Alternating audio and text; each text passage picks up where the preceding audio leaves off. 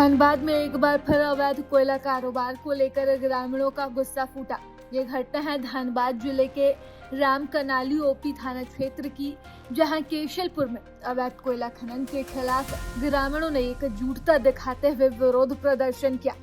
ये एकजुटता मुखिया प्रेमलता कुमारी के नेतृत्व में बड़ी संख्या में ग्रामीणों के इकट्ठा होने पर बनी थी, जो सभी एक साथ अवैध खनन स्थल पर जा पहुंचे और विरोध प्रदर्शन शुरू कर दिया। इस दौरान वहां मौजूद जमा हजारों बोरा कोयले को लेकर उन्होंने सवाल उठाने शुरू कर दिए।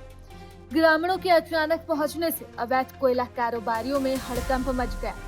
आरोप है कि कारोबारियों ने दहशत फैलाने के लिए मौके पर बम भी फोड़ दिए, जिससे इलाके में अफरा तफरी मच गई। घटना के बाद ग्रामीण और अधिक आक्रोशित हो गए। गुस्साए लोगों ने मजदूरों को ढोने वाली एक ऑटो में तोड़फोड़ भी कर दी। ग्रामीणों का कहना है कि अवैध कोयला खनन की वजह से उनके अस्तित्व पर खतरा मंडरा रहा है। लगातार जमीन के नीचे से कोयला निकाले जाने से भूधसान का खतरा बढ़ गया है और कहीं भी और कभी भी बड़ा हादसा हो सकता है।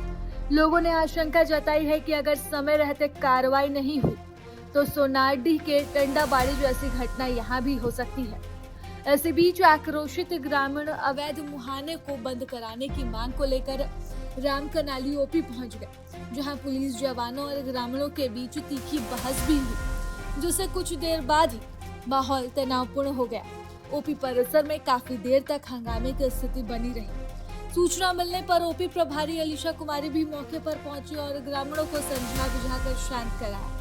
ग्रामीणों की लिखित शिकायत के बाद पुलिस ने इलाके में अवैध कोयला उत्खनन पर रोक लगाने की कार्रवाई भी शुरू कर दी है। ये अवैध खनन आज जो हम लोग बंद करने गए हैं, इतना नौबत आता ही नहीं है, क्योंकि हम मार्च में ही यह परियोजना पदाधिकारी और महाप्रबंधकों को आवेदन दिए थे इसको बंद करने के लिए, लेकिन उन्हें 14 मार्च के आवेदन देने के बाद भी इस पर कोई कार्रवाई नहीं किया गया है। अंत में जाकर आपका 5 अप्रैल को हम थाना में भी एक आवेदन दिए कि जीएम एजेंट और एसीएम के खिलाफ, उस पर भी कोई कार्रवाई नहीं हुई। इसके बाद हमने विधायक को लिख के चिट्ठी दी है और 7 तारीख को अंचल पदाधिकारी को भी चिट्ठी दी है। अंचल पदाधिकारी बोले हैं कि हम जीएम साहब सुधाकर जी को बोले हैं, वो कर देंगे 3 हम 10 दिन देखने के बाद जब देख रहे हैं कि किसी तरह कोई सहायता प्राप्ति नहीं होती है, तब हम लोग आज फिर दोबारा आप लोगों का मदद के साथ हम लोग अवैध खदान फंस गए हैं। और आप लोग देखें कि हम लोग हमारे कम से कम 200-300 आदमी थे, और आप लोग खुद देखें कि हम लोग जब जा रहे थे कि अवैध खनन करने वाले माफिया किस तरह के बमबाजी आगे तरफ कर रहा था, दहशत फैलाने के लिए, हम लोग को भगाने के लिए वहाँ तक बमबाजी किया। उसमें सैकड़ों महिलाएं थी, किसी प्रकार की भगदौड़ मच सकती थी और जान जा सकती थी। थाना को फ़ोन करने के बाद भी थाना वाले बहुत तक नहीं पहुँचे। अंत में आकर हम लोग थाना आना पड़ा। कितना बम फूटा गया? कम से कम 10-12 बम फूटा। और जो आपसे बहस कर रहे थे वो कौन? वो आपके 40 नंबर के कारू यादव थे पहला, और उसके बाद उसका भाई है धमकी दे रहा है कि देख लेंगे। क्या नाम है उसका भाई का नाम कारू यादव और उसका अशोक यादव उसका भाई है। दोनों भाई थे आए हुए हैं और बोल रहे हैं कि धमकी किस लिए दे रहा था? अवैध खनन को आप रोक रहे हैं, आप गलत कर रहे हैं। यदि अवैध खनन का बंद करना, इसके खिलाफ लड़ना यदि गलत है तो हम सब इस तरह का गलती करते रहेंगे। कितना बोरिया था अवैध खनन में प्रत्येक आपका 4 अवैध खनन चला। देखिए, एक हॉस्पिटल के पीछे, एक आपका अमलेश सिंह जो है आपका पूर्व मुखिया जो थे, उनके पीछे जो 0 सिम साथ बोलते उसको, उनके पीछे या वो नहीं, उनके पीछे जहाँ खदान है वहाँ पर है। और एक आपका है आपका बड़ा ग्राउंड जो देख रहे हैं आप, बिजली घर के पास, सब जगह कम से कम हज़ारों 1500 से का आपको 3-4 हज़ार बोरा वहाँ पर एक जगह में है। लिखित शिकायत किए हैं? जी हाँ, लिखित शिकायत किए हैं हमने। कुछ आश्वासन मिला? आश्वासन मिला सर। जब आश्वासन से काम नहीं बना तो अब लगा कि जनता को ही लड़ना पड़ेगा। शासन प्रशासन कहीं से कोई हमको उम्मीद नहीं है। यहाँ तक कि आपको बता देते हैं, जिस 10 तारीख को मुखिया मैडम जब अकेले गए थे कुछ महिलाओं के साथ, थाना फ़ोन किया, थाना वाला नहीं पहुंचा। लास्ट में उस 100 नंबर में डायल करना पड़ा। एक मुखिया को जो एडमिनिस्ट्रेटर एक उसका पावर होता है पंचायत में, हुआ है आपका एसडीएम पावर का होता है पंचायत के लेवल में, उसको थाना फ़ोन कर नहीं आया, उसको थाना में आपको 100 नंबर डायल करना पड़ता है। तो आप इससे समझ सकते हैं कि शासन का और कानून का व्यवस्था झारखंड में क्या स्थिति है। झारखंड के 100 नंबर डायल करने के बाद भी नहीं पहुंचा। रामकनाली पुलिस की क्या भूमिका लग रहा है सर? 0% 0। आपके साथ भी दुर्व्यवहार है क्या थाना में? थाना मेरे साथ नहीं हुआ।